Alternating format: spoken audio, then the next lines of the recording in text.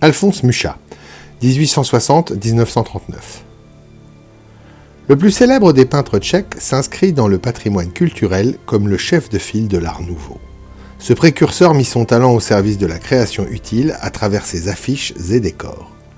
Les plus connues sont celles du théâtre de la Renaissance, notamment l'affiche de Sarah Bernhardt dans La Dame aux camélias, et ses publicités pour les champagnes Ruinart ou Moët et Chandon. Son style est très reconnaissable à ces jeunes femmes dans des robes néoclassiques aux drapés flottants, couronnées de fleurs ornant un halo au-dessus de leur tête. Fils d'un huissier, Mucha naît dans la Moravie inféodée à l'Empire austro-hongrois. Ses enseignants remarquent sa voix et l'envoient à Brno poursuivre ses études et perfectionner le chant. Mais l'adolescent préfère le dessin qui lui apporte son premier salaire sur le chantier d'un décor de théâtre. À 19 ans, il réunit assez d'économies pour émigrer à Vienne et suivre les cours des Beaux-Arts. Il est à nouveau sollicité par le décorateur d'un théâtre viennois, mais l'incendie de celui-ci le contraint à retourner en Moravie en 1881. Il fait alors la connaissance d'un mécène, le comte Karl Kuen de Mikulov, qui l'embauche pour décorer les murs de son château.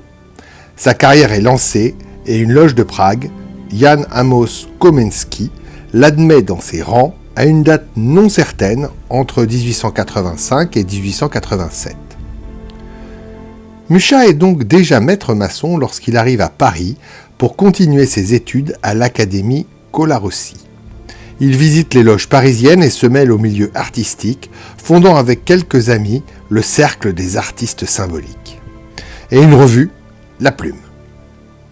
C'est dans ce périodique que Mucha exprime le mieux les références maçonniques de son initiation à travers ses dessins, mais aussi quelques textes révélateurs de son engagement et de son goût pour les symboles. Il gagne sa vie en dessinant des affiches publicitaires et construit sa notoriété qui explose à partir de 1894 grâce à un contrat de 6 ans signé avec le théâtre de la Renaissance. Devenu célèbre, l'Amérique le réclame.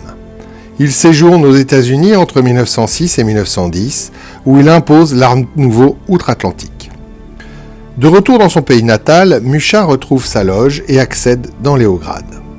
À 50 ans, l'artiste engage sa notoriété pour la cause nationale tchèque.